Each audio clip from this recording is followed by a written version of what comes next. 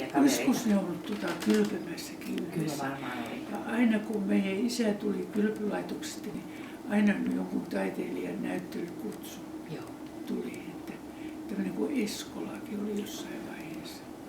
Että tämmöisiä, kun niin kuin monella on ollut kotona on pantu vastaan, että ei ollenkaan ymmärretä tämmöistä ammattia. Sulla oli kannustus kotona. Niin nähtävästi hyvin tällä tavalla kulttuuriympäristö. No, verrattuna tavanomaiseen maalaistaan. Kyllä meillä oli semmoista siinä maatalon työt, siinä niiden elämät ja mä sain ihan omia aikojani tehdä mitä mä halusin.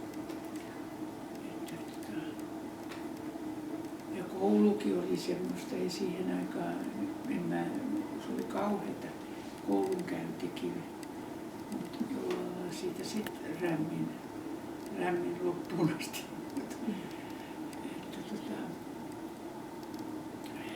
Et kun mä ajattelin, että monta kertaa ihmisen pitäisi koulua käydä paljon vanhempana, että se ymmärtäisi, mistä on kysymys. Niin kuin Ateneumistakin, mä muistan, että kaikkein eniten mulla jäi niin kuin mieleeni toi Visanti, joka meillä niin kuin arkkitehtuuria opetti. Ja jollain lailla, kun mä olin vielä siinä vanhassa Ateneumin rakennuksessa, niin jollain lailla sekin inspiroi. Että mäkin ajattelin, kun monet rupes arvostelemaan hirveästi, että kuinka lapset pannaan tuonne kehruulle. Niin mulle tuli heti mieleen, että toi Visanti. Mä ajattelin, että lapset on jossain hirveän kauniissa ympäristössä. Kyllähän se niiden elämään vaikuttaa varmaan.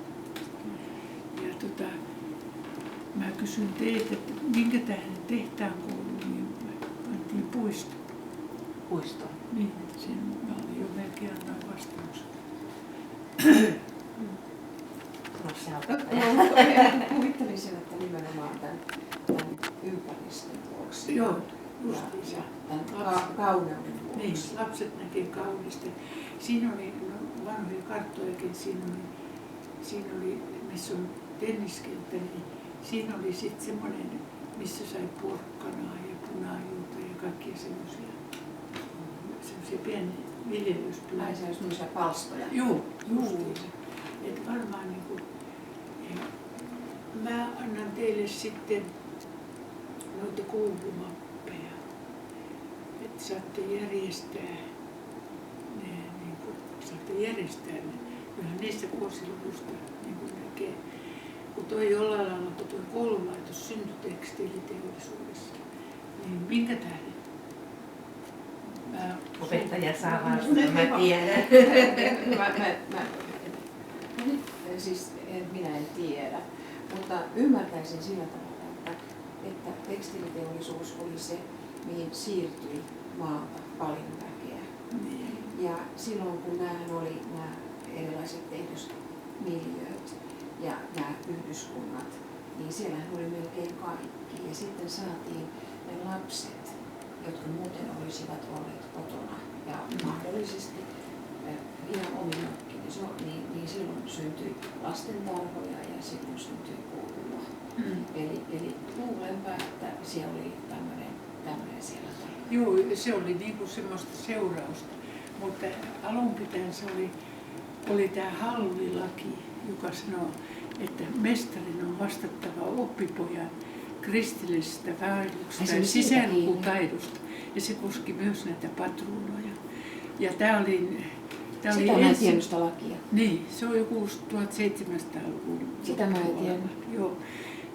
Ja jollain lailla se, siis tavallaan sen tähden syntyi tekstiiliteollisuudessa, kun se oli se teollisuuden haara, joka käytti lapsityövoimaa, kun oli kaikkia muuta näitä tukintekoja, lautahommia, niin siihen ei lapsi kelvannut. Lapset tuli hyvin näppäriä sitten, kun ne opetettiin. Sittenhän meille tuli se lainsäädäntö, että sitä lapsityövoimaa ei saanut käyttää. Ja silloinhan oli se koska ongelma. Se tuliika sitten? Se on 1800-luvun puolella ja silloin oli se ongelma, että kun mä oon saanut tehdä kirjan tämmöisestä varhaiskasvatuksesta ja sen kehityksestä täällä, se oli musta aika järkyttävää, että kun niillä äideillä, jotka oli esimerkiksi sahalla töissä, niin niillä oli 2 vaihtoehtoa. Oli niin, että ne piti ne lapset siellä kotona, pisti oven lukkoon, että ne päässyt sieltä mihinkään. Ne jätettiin kaikki sinne. Niiden asiat tuli paljon huonommin. Ja sitten toinen vaihtoehto, että ne otti ne lapset sinne työmaalle. Ja sitten kun sillä kävi ne tarkastajat, niin niitä piiloteltiin. Koko työmaajoukkue piilotteli niitä lapsia vameitten alle ja niillä oli kätköjä, mihin niitä laitettiin. Että se on ollut aika muista toi varhaiskasvatus aikaisemmin. Niin kuin mä sanoin, että sitä ei ole oikein hyvin tutkittu vielä. Ei ihan oikein. Että mua pistää niin kuin päähän, kun mä olin katsomassa, kun toi tehtäänkoulu täytti 150 vuotta, niin että niitä rangaistiin hirveästi. Ja Bahrainilla ja tällä Freemanilla oli semmoinen periaate, että lapsia ei saa rangaista eikä lyödä, että lyöty jatkaa lyömistä. Ja antoi näille lapsille oikeuden kielitellä tälle tehtaan lääkärille. Ja sitten lapset oli saanut tietää, että opettaja oli hankkinut sitten tämmöisen Satulamaakarilta tämmöisen piiskan. Ja sitten se astui sitten sinne koulusaliin, joka nyt on vielä jäljellä, ja sanoi opettajalle, että missä se piiska on. Ja oli tietysti tämä lääkäri oli suurempi auktoriteetti, pakkohan se oli antaa. Sitten se taittoi sen näin sitten polveen vasta. Oliko tämä Bahreini? Ei, se Lääkäri. Lääkäri, joo. Joo, mutta ne oli Bahrainin kanssa päättäneet, että tämmöistä ei saa tapahtua. Tämä musta oli pitänyt, kun ne näytti nyt näytelmän, niin se oli vaan semmoista rankasemista ja voi kauheita.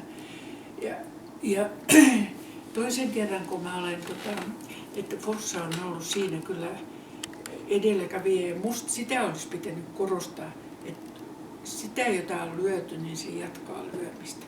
Ja se on tänä päivänä sama, varmaankin. Joo, ja sitten oli semmoinen, mä olen saanut aina sitten tuonne Kansallismuseoon